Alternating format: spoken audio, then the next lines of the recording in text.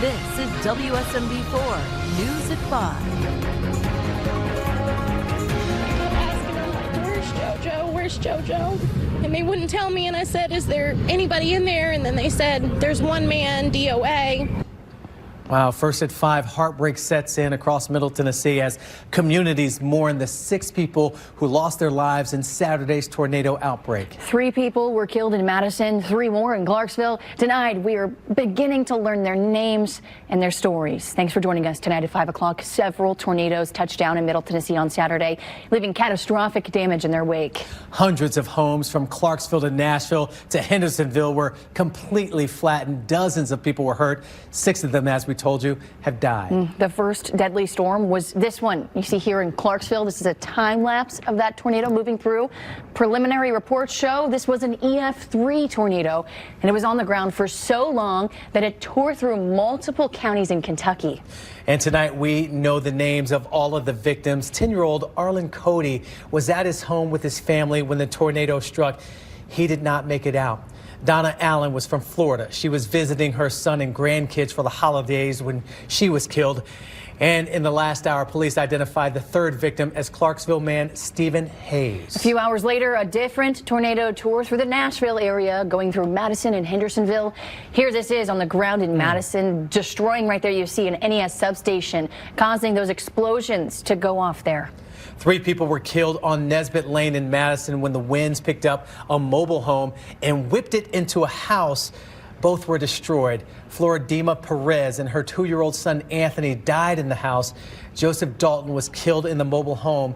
Each of them have a young son who survived. Yeah, so tonight we have live team coverage across the mid-state with a look at what's left and the damage left behind as communities band together to build back. Our Lauren Lowry leads our live team coverage from Lauren. It's hard to comprehend the scope of the damage there. Yeah, and Lauren has been live all afternoon long for us. Lauren, what do you see?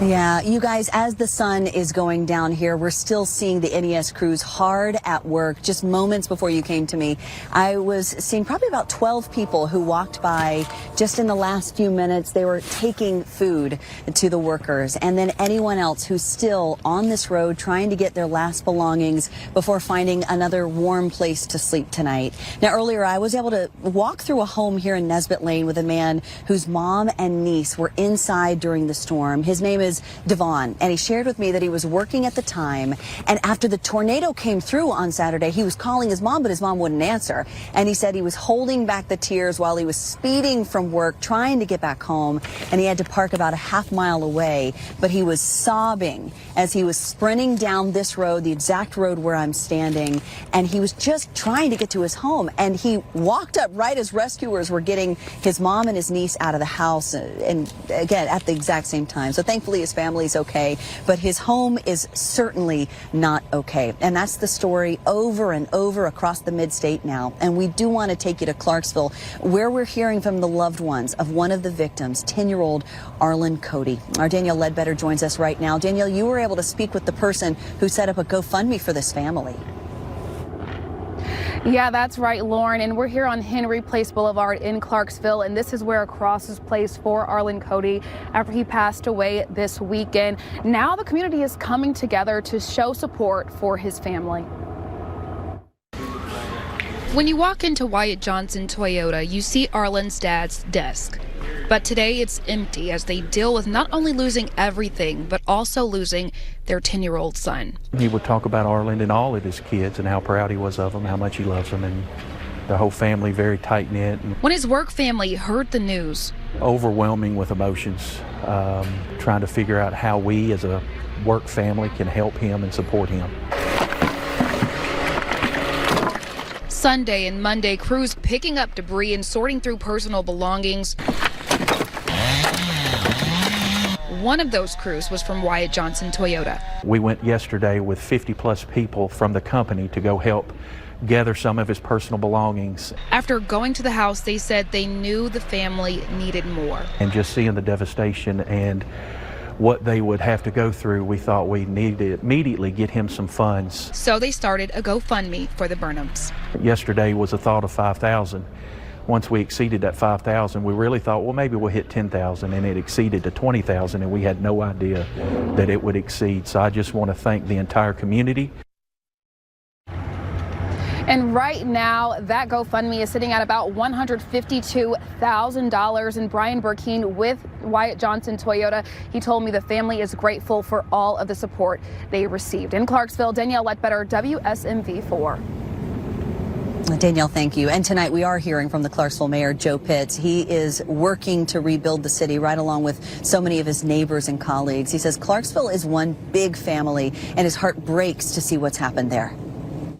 And our prayers are with those families, especially the families of the 10-year-old boy. I did not know him, but we are family, and I'm sure we have connections somehow. But our city, we're proud, we're patriotic, we're resilient, and our resolve is strong, and we'll recover. Yeah, you know, the impact from these storms can be felt all across Middle Tennessee. I'm here in Madison on Nesbitt Lane. It's one of the places where 3 people lost their life, and all up and down the street you can see homes that have lost their roofs, or even sheer the sides of some of the homes completely fallen off, and they appear like doll houses. You can see right inside. It's remarkable, and it's not the only place like this. Nashville Mayor Freddie O'Connell says he is so proud to see how Nashville has responded in the face of such tragedy. Unfortunately, Nashville as a city has had to develop a lot of resiliency, but I'm especially proud of what I saw this weekend about how Nashville responds. We learned that Nashville's resolve is even stronger than we thought. I know we'll be there for our neighbors. We're in this together. And tonight we're also hearing some remarkable stories of survival from all across the mid-state, but especially here in Madison. Our Courtney Allen joins us live right now tonight. She is outside the Northgate Park, the Northgate Business Park specifically. Courtney, you actually talked to a man who hid in the bathroom while the tornado was ripping apart that building. That's right, Lauren. Just 2 nights ago now, that man, the owner of a local music studio, and his friend were exactly where I'm standing right now, the lobby of his music studio, hanging out, playing music together when the tornado tore through. And you can see, I mean, what's left of it now. 2 days later, they were back here picking up the pieces this afternoon. Now, they say that when the tornado tore through, they ran into the bathroom, and they say that measure saved their lives. While they were in the bathroom, they really thought it was their last moments here on Earth. It was so loud, the rain whipping against the building, and they said that they called their family, their loved ones, to say goodbye. But thankfully, they did make it out alive, and whenever they walked out, they saw just how devastated not only their business was, but all the surrounding ones as well. Listen to the moments of when they were in the bathroom earlier. And it sounded like, I told that guy over there, like 2 giants fighting up in there. I mean, it was like metal grinding and rain pouring and beams flying through everywhere. And then it got quiet. And that was such an emotional interview with that business owner. You're going to be hearing more from him tonight at 10, just on how thankful he is to still be alive here on this earth. And we're also going to hear from other business owners in the area who say that their children were here at this very location just minutes before the tornado tore through. Again, all of this coming up tonight on WSMV4 at 10. Lauren.